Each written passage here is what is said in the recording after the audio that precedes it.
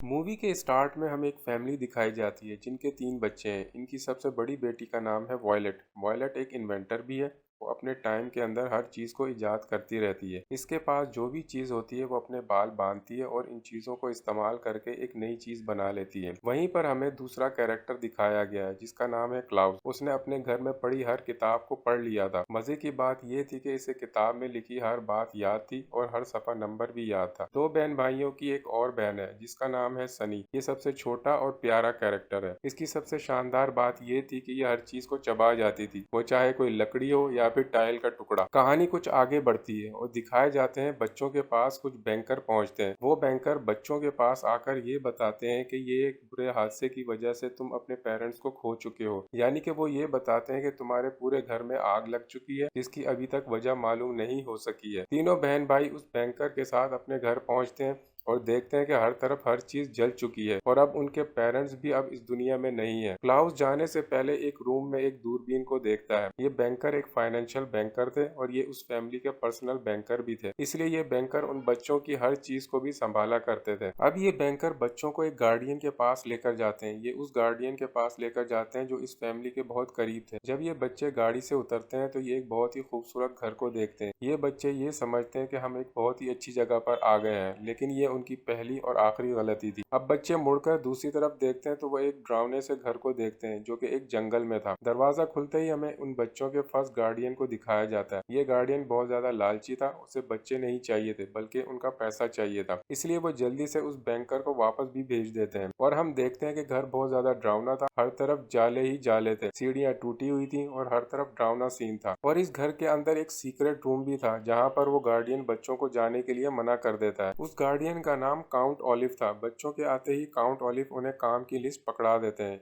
उस लिस्ट में घर का सारा काम लिखा हुआ था, जैसा कि घर की सफाई, खाना बनाना, बर्तन धोना, सब कुछ। कुछ देर बाद वहाँ पर ऑलिव के दोस्त भी आ जाते हैं। यहाँ पर हमें बताया जाता है कि ऑलिव एक ड्रामा मास्टर भी था। उसके दोस्त बहुत ज्यादा बुरे और काफी खौफनाक दिखाई देते थे। ऑलिव बच्चों से कहता है कि मुझे रात का खाना 8 बजे से पहले पहले चाहिए। इसके बाद वो अपने दोस्तों के साथ ड्रामा प्रैक्टिस शुरू कर देता है। इसकी ड्रामा प्रैक्टिस इतनी ज्यादा बोरिंग थी कि उसके सभी दोस्त वहाँ पर सो जाते हैं। दूसरी तरफ जब बच्चे किचन में जाते हैं तो उन्हें वहाँ पर चूहों और मरे हुए कीड़ों के अलावा कुछ भी नहीं मिलता। कुछ ना होने के बावजूद और काफी मुश्किलात की वजह से वो बच्चे फिर भी पास्ता तैयार करते हैं। इतना ज्यादा काम करने के बावजूद काउंट ऑलिव बच्चों पर चिल्लाता है और कहता है कि तुम्हें तो बहुत बुरी सजा मिलनी चाहिए। इसी वजह से वो क्लाउस को मारता भी है। बच्चों के साथ पहले ही बुरा हो चुका था और वो अपने पेरेंट्स को भी खो चुके थे और काउंट ऑलिव भी बच्चों के साथ बहुत ज्यादा बदतमीजी कर रहा था। वायलेट तीनों बच्चों में सबसे बड़ी थी। अब वो ये कहती है कि जहाँ पर हम रह रहे हैं वही हमारा घर है। वो अपने बालों को बांधती है और एक छोटा सा तजुर्बा करती है। वो वहाँ पर एक छोटा सा हट तैयार करती है जिसमें वो बच्चे बैठे थे और उनके पेरेंट्स की एक पिक्चर भी थी जिसके ऊपर रोशनी डालने से वो टेंट के ऊपर दिखाई दे रही थी। अगले दिन काउंट ऑलिव बच्चों के साथ अदालत पहुंच जाता है और वहां साबित कर देता है कि ये उनका हकीकी गार्डियन है। वो बच्चों का कानूनी सरपरस्त बनते ही बच्चों को मारने का सोचता है। वो सिर्फ ये सोच रहा था कि बच्चों को मारने के बाद सारी जायदाद उसको मिल जाएगी, इसलिए वो बच्चों को एक रेलवे ट्रैक पर छोड़ देता है कार को लॉक करके। जब बच्चों को ये बात पता चलती है कि वहां पर ट्रेन आने वाली है तो तभी वॉयलेट जल्दी से बैंकर को कॉल करती है। बैंकर के पास भी ट्रेन चल रही थी, इसलिए उसको कोई बात समझ नहीं आती। वॉयलेट के माइंड में एक आइडिया आता है और वो एक ऐसा आला बनाती है जिसको फेंक कर वो ट्रेन का ट्रैक तब्दील कर सके। ऐसा करने में वो कामयाब भी हो जाती है। जैसे ही वो इस आले को फेंकती है वो ट्रेन के ट्रैक को तब्दील कर देती है। वायलट अपने दोनों बहन भाइयों की जान को बचा लेती है। इसके बाद उनके बैंकर भी वहां पहुंच जाते हैं। वो वहां आकर ये समझते हैं कि मिस्टर काउंट ऑलिव ने बच्चों को कार चलाने की इजाजत दी है। बच्चे अपने बैंकर को ये भी समझाने की कोशिश करते हैं कि उनके गार्डियन ने उनको मारने की कोशिश की है, लेकिन उनके बैंकर को कुछ भी समझ नहीं आता और बच्चों को काउंट ऑलिव से छुड़वा कर ले जाते हैं। इसके बाद वो बच्चों को लेकर उनके दूसरे गार्डियन के पास चले जाते हैं। अब उस दूसरे गार्डियन ने ही बच्चों की देखभाल करनी थी। यहाँ पर बच्चों के साथ इतना बुरा तो नहीं हो सकता था कि जैसे कि उनके पहले गार्डियन ने उनको मरने के लिए ट्रेन के आगे छोड़ दिया था। ये एक डॉक्टर थे और उन्हें जानवर पालने का बहुत ज्यादा शौक था, खासतौर पर सांपों का। इनके पूरे घर में अलग अलग किस्म के के जानवर थे। वो बच्चों को बताते हैं कि कैसे उनके पास इतने ज्यादा सांप आए और उन्हें कितना इन जानवरों से प्यार है। वो वहाँ पर बच्चों को 2 मुंह वाले कोबरा से भी मिलवाते हैं और 3 आंखों वाले मेंढक से भी, और फिर वो आखिर में अपने खास जानवर से भी मिलवाते हैं। ये एक काला पाइथन था। वो बताते हैं कि ये दुनिया का सबसे फ्रेंडली जानवर है, ये किसी भी इंसान को नहीं मार सकता। रात होने पर डॉक्टर गार्डियन उनको गाना भी सुनाते हैं। ये अब अपने दूसरे गार्डियन के साथ रहकर बहुत ज्यादा पुरसुकून महसूस कर रहे थे।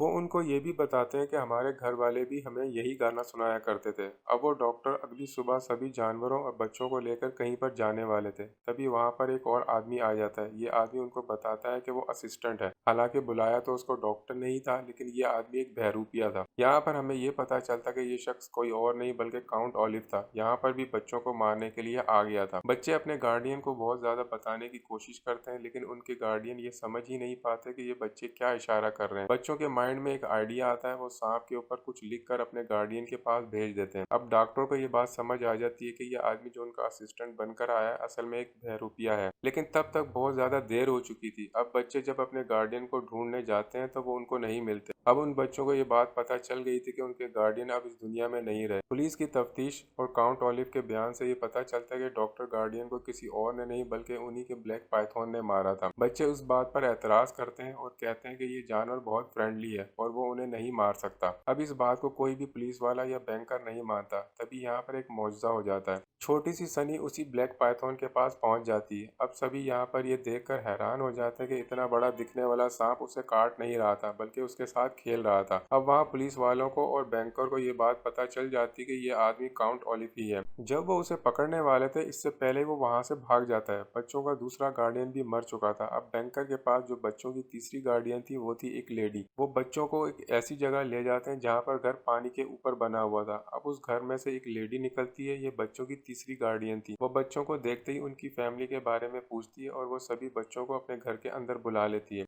वो लेडी इन तीनों बहन भाइयों को हर बात समझाती है। वो बच्चों को समझाती है कि इस चीज को टच मत करना, ये तुम्हें मार देगी, या फिर फ्रिज के करीब मत जाना, वो तुम्हें अपने नीचे दबा देगा, इस फानूस के करीब मत जाना, वो तुम पर गिर जाएगा, और हो सके तो किसी दरवाजे के हैंडल को भी मत छूना, अगर वो टूट गया तो तुम्हारी आंखों के अंदर भी लग सकता है। वो लेडी हर बात से डरा करती थी। वो सोचती थी कि आज नहीं तो कल वो इन चीजों से मर जाएगी। इसी वजह से वो घर से बाहर भी नहीं जाया करती थी। अब वॉयलेट उस लेडी से पूछती है कि क्या आपको पता है कि हमारे पेरेंट्स की डेथ कैसे हुई, यानी कि हमारे घर में आग किस वजह से लगी। लेकिन वो लेडी उन्हें कुछ भी नहीं बताती और वॉयलेट को एक पुराना एल्बम दिखाती है जिसमें उसकी बहुत ज्यादा पुरानी तस्वीरें और बहुत ज्यादा पुरानी यादें थी। बच्चे उस एल्बम में देखते हैं कि ये लेडी बहुत ज्यादा बहादुर हुआ करती थी। तभी उनके सामने एक ऐसी पिक्चर आती है जिसमें एक बहुत बड़ा ग्रुप था। तभी वॉयलेट उस लेडी से पूछती है कि क्या आप मेरे पेरेंट्स को जानती थी, यानी कि मेरे पेरेंट्स आप लोगों के साथ रहा करते थे। और वो इस पिक्चर में अपने सेकंड गार्डियन को भी देखते हैं जिसको काउंट ऑलिव ने मार दिया था, यानी कि आप सभी एक दूसरे को जानते थे।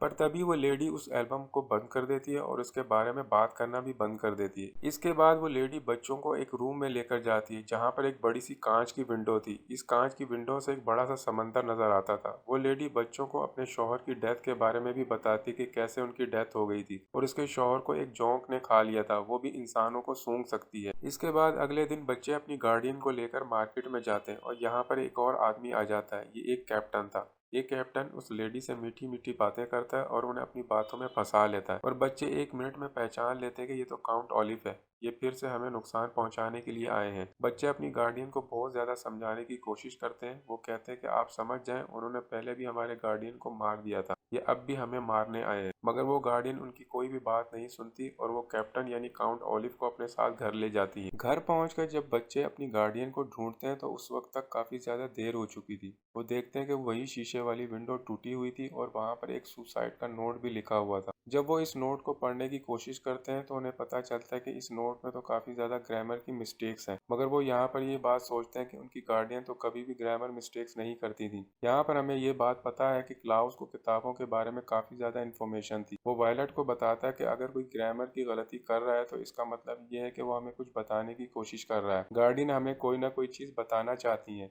और तब उन्हें पता चलता है कि यहाँ पर उन्होंने एक गार का नाम लिखा था, यानी कि वो एक जगह पर छुपी हुई है और वो मरी नहीं है।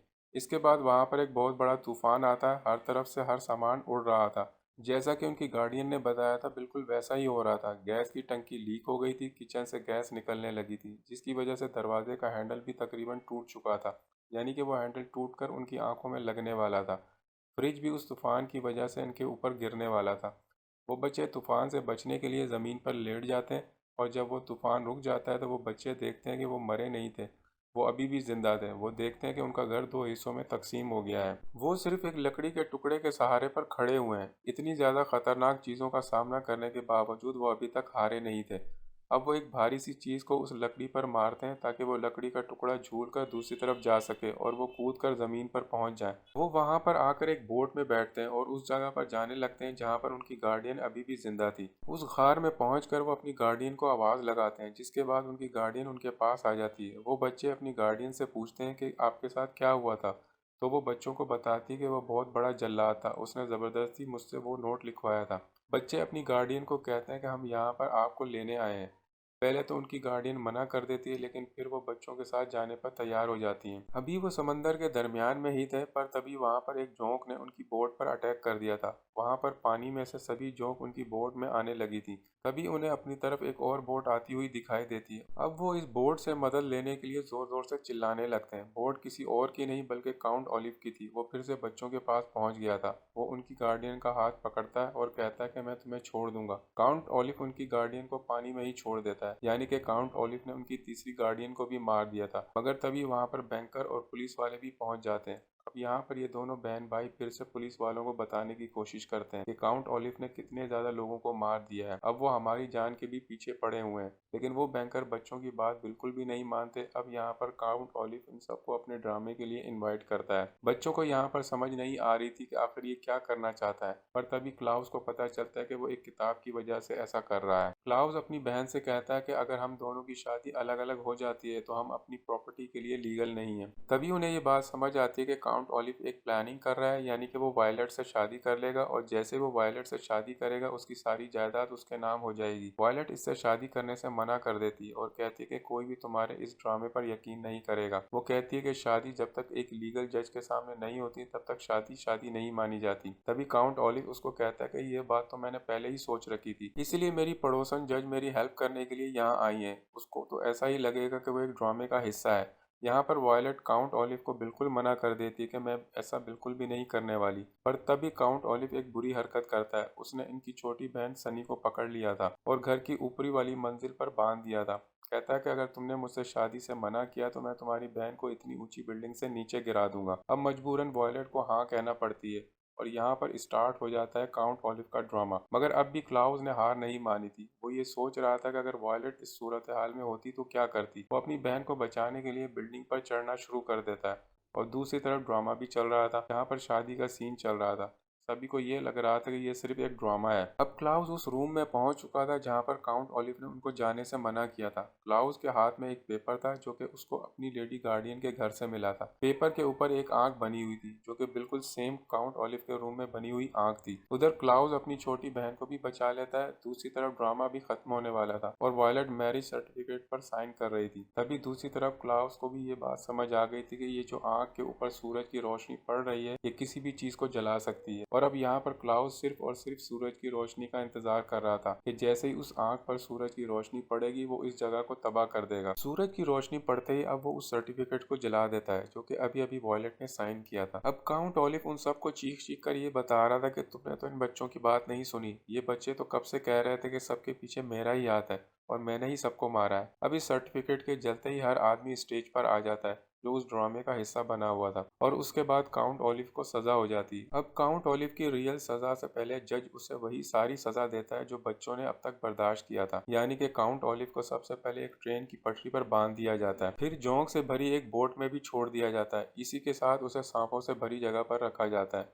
दूसरी तरफ बैंकर के पास अभी भी बच्चे थे जिनका अभी तक ना तो कोई गार्डियन था और ना ही कोई ऐसा इंसान जो उनका ख्याल रख सके। बैंकर उनको कहते हैं कि जाने से पहले मैं तुम्हें एक ऐसी जगह पर लेकर जाना चाहता हूँ। उन बच्चों के बैंकर उनको ले जाते हैं उनके घर पर जो कि पूरी तरह से जलकर बर्बाद हो गया था। जब बच्चे अपने घर पहुंचते तो वहां पर क्लाउस को एक लेटर मिलता है जो कि उनके पेरेंट्स ने लिखा था। लेटर आने में काफी ज्यादा देर हो चुकी थी, लेकिन उस लेटर के आने से पहले ये घर पूरी तरह से जल चुका था और उनके पेरेंट्स की भी डेथ हो गई थी। वॉयलेट और क्लाउस वो लेटर पढ़ते हैं और इसी के साथ ही यहाँ पर इस सीरीज का एंड हो जाता है।